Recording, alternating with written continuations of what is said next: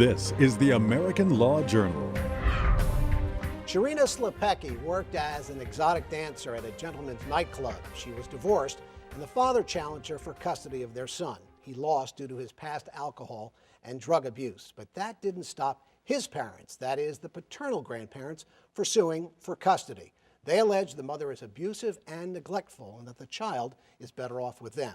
The underlying current of the case, however, is that the mom is an exotic dancer. Representing the grandparents, attorney David Ladov of Cozen O'Connor. His adversary representing the mom is Linda Mainenti-Walsh of Einhorn Harris. Now, this is an actual case decided by a high state court. The legal question is, even if she is an exotic dancer, should a mother lose custody of her child to the grandparents? You're the judge. You decide.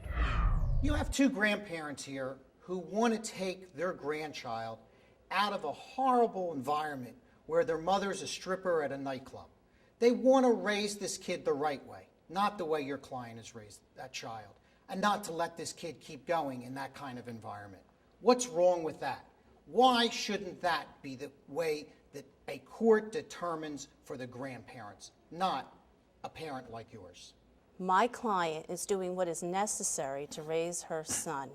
Your client's son, the father of this child, hasn't paid support since he was born. She has no choice but to do what she's doing. But despite what she does for a living, she's been a fit parent. The trial court has determined that she was a fit parent. Your own clients have admitted that what she does for a living does not impact on whether she has the ability to raise her child. The fact of the matter is she has a fundamental right to raise her child. It's a First Amendment right, and that right needs to be protected. Furthermore, wait, First Amendment, Schmendment. Let's get to the point here. We have best interest of the child, not sort of good interest of the child, not adequate interest, not fit interest, best interest. So let's look at these people on an equal playing field. Who can provide better for this kid? And you know as well as I do, it's the grandparents. We cannot put these individuals on the same footing. My client simply has a superior right to this child. Furthermore, the best interest standard presumes that custody in the biological parent is in the best interest of the child. That child is entitled to be raised by his mother, and the mother is entitled to raise the child. What is happening here is we have grandparents that are trying to step in the shoes of an unfit father, their son, and take custody from a fit parent, my client. The father's not involved in this. This is an argument between two really good grandparents and a mother. And you can't say this is a really good mother. Really good mothers don't work at night. Really good mothers don't work at strip clubs. Really good mothers are available for their kids. You don't have any of that. The trial court made determinations that this kid is better bonded, more bonded to the grandparents, my clients, than your client. Let's just face it. The kid loves the grandparents more than the mom. So where should the kid live? Bottom line is the court did explore what was in the best interest of the child. The presumption was weighted in favor of my client because of her fundamental rights, because she's the biological parent. But furthermore, it was found that she was fit. She was meeting the needs of this child. She loves this child. She's doing what is necessary to raise this child. It is great that this child has the benefit of grandparents that love him. It's great that he loves his grandparents and is bonded to them. But being bonded to another individual, whether it be a grandparent, uncle, or a cousin, doesn't mean that that individual has the right to custody of him. My client has the superior right. It's a constitutional right, and it's a rebuttable presumption that has to be rebutted by a standard that is higher than these people are just better. The standard isn't better. If it was better, then grandparents who have more money and more time would be knocking at the courthouse doors to take custody away from parents. We can't let that happen. But Linda, in this particular case, there's a statute. And that statute, it's the law of Pennsylvania, says that grandparents can be granted custody if it is in the children or child's best interest. It doesn't say it's a weighted standard. It doesn't say you have to look at her natural right. It doesn't say that. The court is legislating. That's not the role of our courts. Our courts are to interpret the law, not make the law. And that's what is happening in this case. If you take the facts of this case, and the lower court found that the grandparents are better for the children. Not better, best. Best interest is with the grandparents, not best interest with the mother. The best interest of the child standard does not even come into play until we determine that these grandparents have standing. There is no standing here. There should be no standing under this statute. This statute should be declared unconstitutional, given it provides standing to third parties to supplant, if you will, the rights of a parent where there is not a finding of an inability to care and rear a child. So essentially what has happened is that we have grandparents who are trying to step in the shoes of their son to get custody through the back door, if you will, from my client.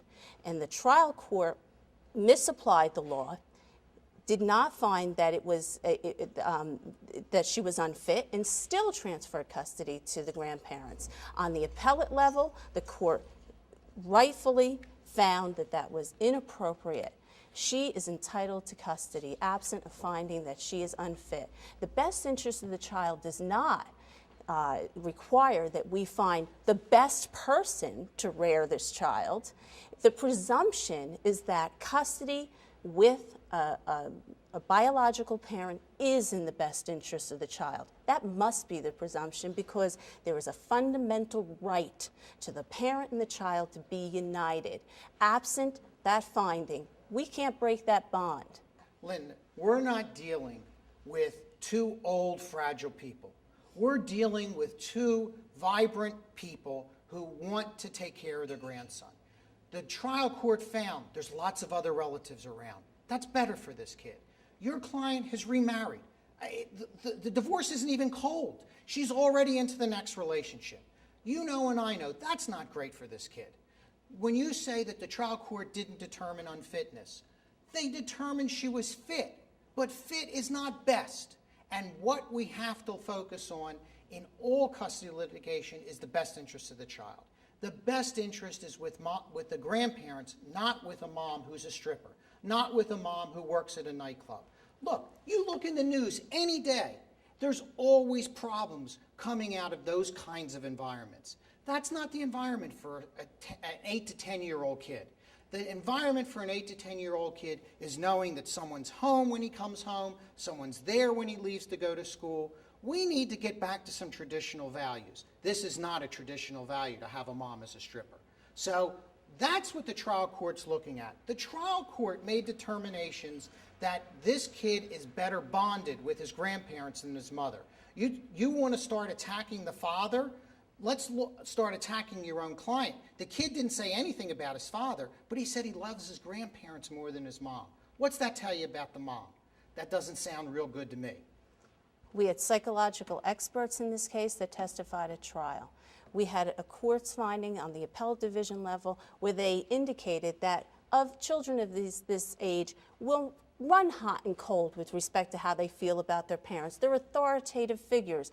Grandparents are the fun figures. They're the people they go to have a good time. They're the people that they go to be hugged and loved, and that's terrific. But the reality is that children are raised by parents that have jobs, have responsibilities, have to be authoritative, have to make sure they do their homework, etc. And that's what we have here, a typical family situation. There was no testimony that anything was different in this family, my client and this son, other than what she does for a living. And if this court, if you're asking this court to judge my client based on what she does for a living, that would be a travesty. Again, where do we draw the line? You're saying that children are entitled to be raised by people who are better fit to raise them. Who are better fit to raise children than their own parents, absent of finding that the parent or the parents are unfit, and you terminate parental rights? This has effectively terminated my client's parental rights. This is a land of laws, and the law here that we're dealing with today says that grandparents can be awarded custody of their grandchild if it is in that child's best interest. It is clear that the lower court made that determination based upon facts. They interpreted the law. The superior court, the appellate court, wanted to make an agenda. Their agenda was, this law is not a good law. That's not their job. That's the General Assembly's job. So therefore, this kid is like the guinea pig. We're not dealing with guinea pigs. We're dealing with real people. This kid needs to be living with its grandparents. That's what should happen.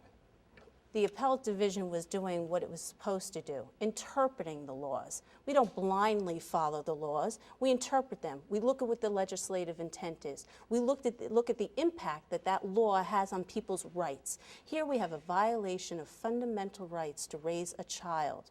Here we have a mother who is now hauled into court to defend her rights so that she can retain custody of her son, spend thousands of dollars, the result being that the child was transferred into the custody temporarily to the grandparents for a period of time. That child suffered confusion, may have suffered some emotional damage as a result. The financial, emotional damage that was inflicted upon this family is irreparable.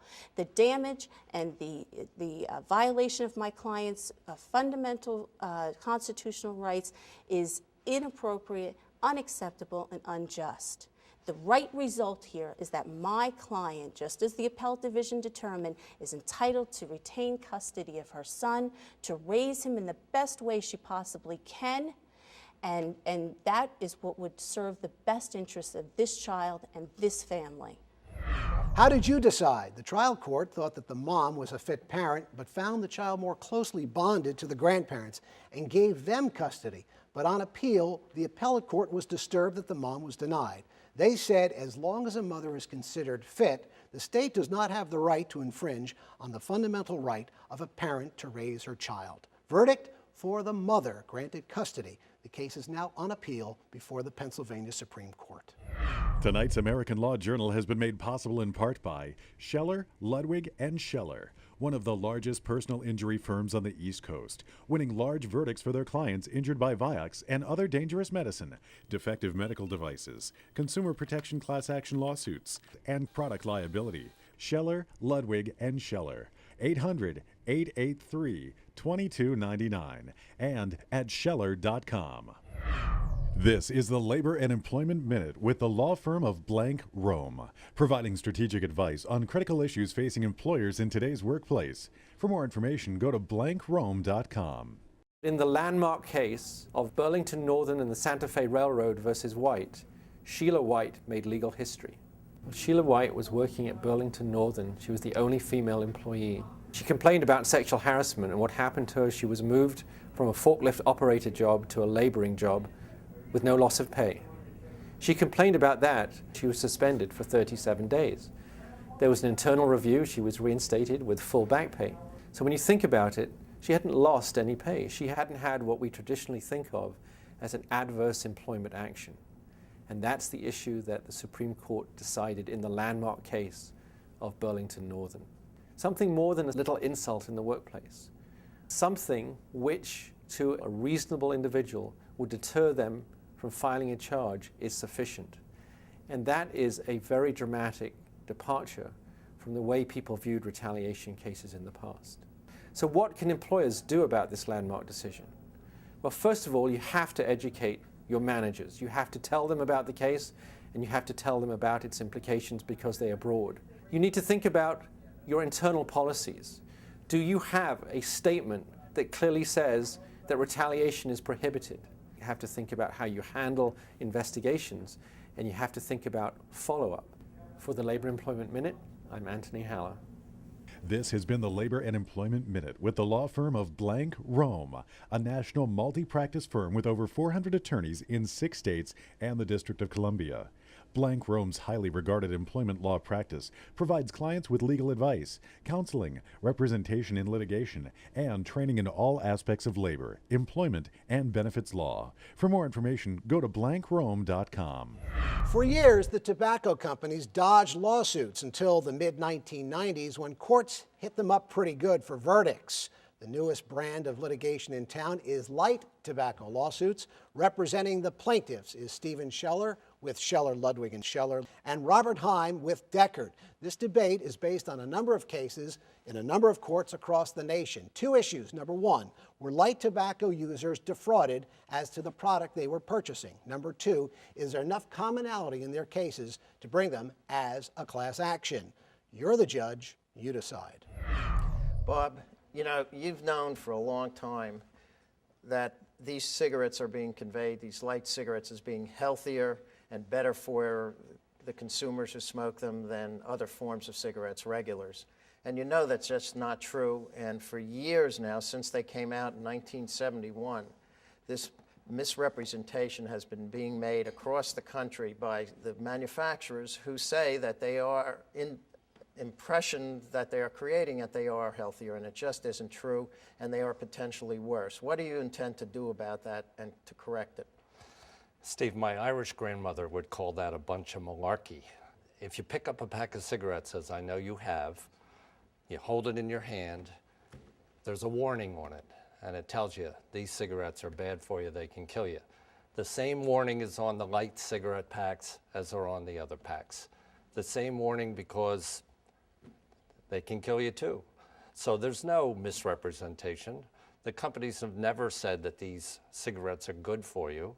These cases that are brought as class actions are there because lawyers are looking for ways. They couldn't get their personal injury cases certified as class actions, so they find a group of people who aren't injured and who just want their money back for smoking, Bob, and they try to bring them as class actions. I don't mean to interrupt you on and this. my Irish grandmother is right. It's a bit specious to make a claim that the cigarettes are light and lower in tar and nicotine unless it had some public meaning. And if you intended to convey nothing by that they were healthier, then why make the misrepresentation? The real question involved here is that these cigarettes were designed intentionally by these companies to create a reading on a government designed machine that they have lower tar and nicotine because that is a good thing to have. It's sort of like a Coca-Cola.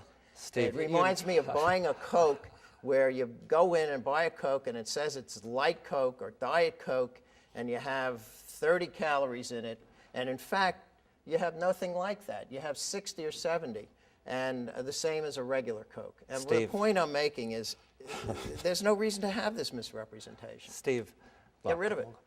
The problem with you and the problem with the plaintiffs' lawyers who bring these cases is that they want to selectively pick certain things they call facts and then ignore the others. A good example is the plaintiffs' lawyers, the plaintiff bar complain about advertising. They complained about cigarette advertising for years. In all of the cigarette advertising, big billboards, all the print advertising, magazines, whatever, every time light cigarettes were advertised, it said, based on standardized tests by the FTC method. Now, well, Bob, people, let's talk you about try those to avoid that fact. Well, let's you try talk to about avoid the fact that the Federal Trade Commission, who has regulated cigarette advertising, who has regulated what goes on the packs for the last, 30, 40, 50 years, well, they haven't has regulated never had it. a problem with Your this. companies got together and liked the idea of the cigarettes being regulated because it enabled them to get the misrepresentation. Now, let me explain the major difference.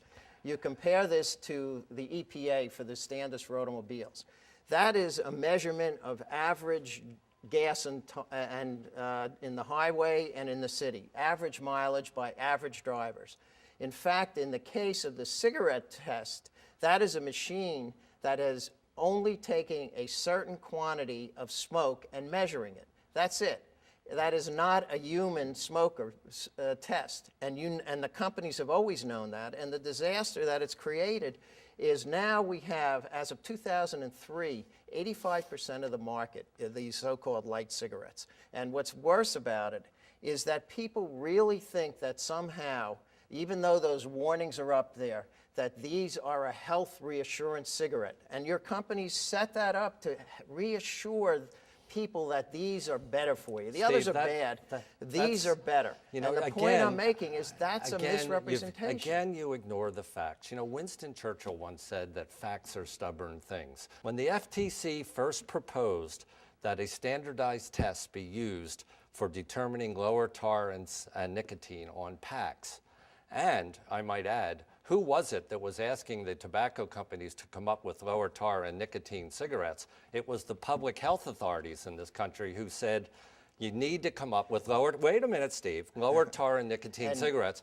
And who was it that went to the FTC at the time wrote a detailed letter to the FTC and said, you have to understand that when you use a standardized test like this, it's not a measure of what each individual smoker will get. That will depend on how they smoke the cigarette. Illusory and Philip Morris is the one who told the FTC that back at the time that the test was adopted. Just issued you guys want to ignore that. A new monograph, the National Cancer Institute. They just issued a new monograph saying we got deceived. They apologized. You know, 40 years later, they say, oh, well, we changed our mind. Your clients deceived them. And what has happened here is you've created a cigarette which no one can measure in human smokers except your companies with human mimic smoking machines. They actually have them. They know the true tar and nicotine levels. Steve, let's go to what this is really about. The difference is what significant. This really is about. You're really getting is the double and triple the amount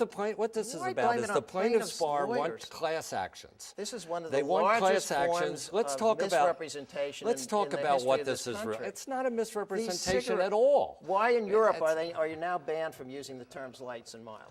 Why in the rest of the world? What is it in the United States that enables It's not true that it's in the rest of the world. It's almost the entire rest of the world. Oh, Europe, they're banned in. Even not. Brazil, they're banned in now. Now, the question I have for you is, why are you insisting and persisting in this when you can't even use it in Europe? These labelings, because you are engaged in a misrepresentation. They cannot be measured in human smokers. Everybody smokes differently, which is exactly why this needs to be certified as a class for a single basis. Now you put your finger on it. If you understand what you just said, Steve, I love it. You just said everybody smokes these cigarettes differently. Exactly. Now let's talk about that.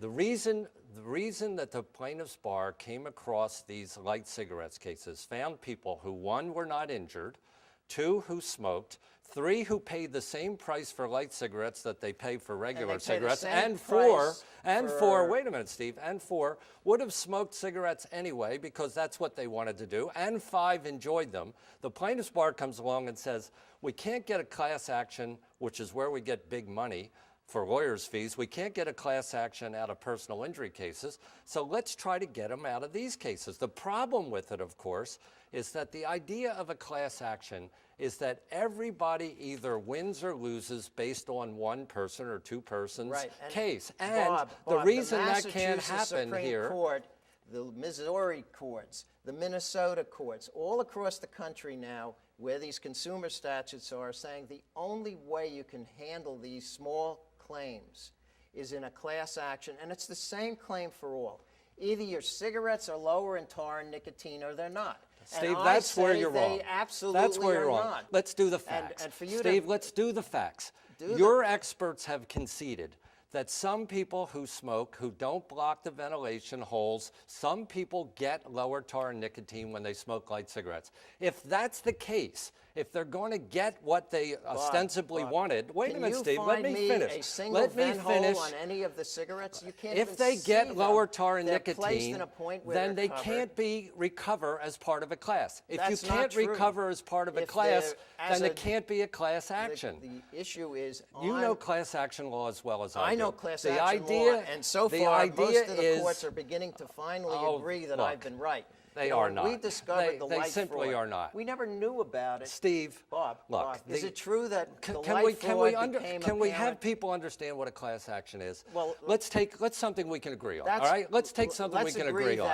You can agree that if there was an electrical utility overcharge, and a plaintiff came in and said, I got an overcharge for my electrical bill. The electric company didn't have the authority to do that.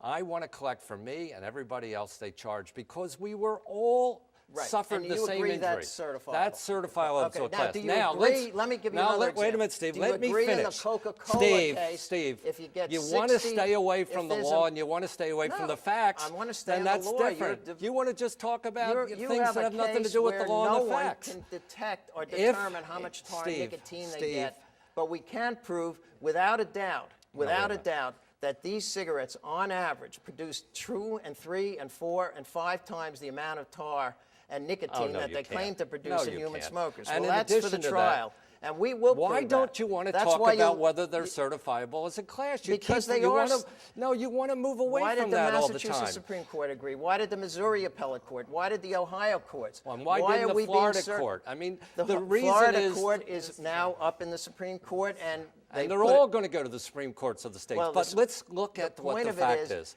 If you agree, if you don't have- you agree that Bob, people Bob. have to be similarly situated, people buy light cigarettes. 40% of the people who buy light cigarettes buy for taste and have no conception whatsoever I got about lower news for tar you. nicotine. There Now, if isn't- that's the case, most none of those people- people would be entitled to Common recover in a sense class dictate action. The So you reason can't people have a class believe action. lights are better You for need a you is class because action. they believe they're lower in tar nicotine. Steve, you need a They class are, action in fact, to get a big not, fee. If you we can't need get a a big class fee, action because that's what it's your about. guys spend millions of dollars defending these cases, and these cigarette smokers will get their money back for being defrauded. Bob, the sad part of this is that there are millions of smokers in the United States. They are smoking these cigarettes overwhelmingly because they believe they're better for your health, and they are not. They are potentially more dangerous. The goal here of me as a plaintiff's lawyer is to get people to recognize that as a major problem and concern. Right now, it's not known. Most people don't realize that these cigarettes are potentially more dangerous for your health. It is very critical for the health of our people to reduce the number of people smoking, to reduce the number of cigarettes smoked. The only way we're going to be successful in doing that is to get your clients to understand that they have to stop making cigarettes that have labels of light, lower tar nicotine. That is not true. And more importantly, there's no way for a smoker to know what tar and nicotine they're getting. So the goal here is let's put a stop to these labels. Let's make an effort to truly help people stop smoking. And let's do our best to compensate the government and the entities and the citizens of our country who've been taken in by this. There's no scientific evidence that light cigarettes are any worse for you than regular cigarettes, and regular cigarettes are harmful to you. Somebody said that smoking light cigarettes is like jumping out of the 25th floor instead of jumping out of the 30th floor. If you're concerned about your health, you should stop. You should stop smoking, and that's what Philip Morris and other tobacco companies have been telling people for years.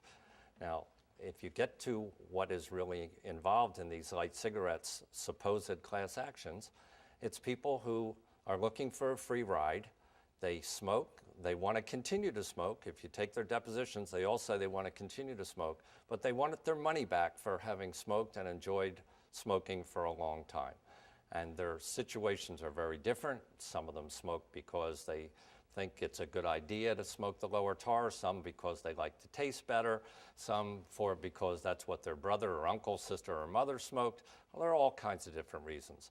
They shouldn't be class actions. The only thing that class actions benefit in situations like this are lawyers. That may not be your motivation, but that certainly is the motivation of a good number of the people who bring these cases. How did you decide? These cases are in various stages of litigation across the country. Some states are granting class actions, others aren't. One light tobacco case class action suit has been decided, a huge verdict for consumer smokers in Illinois. That case is on appeal. I'm Christopher Naughton. Thanks for watching. Case closed.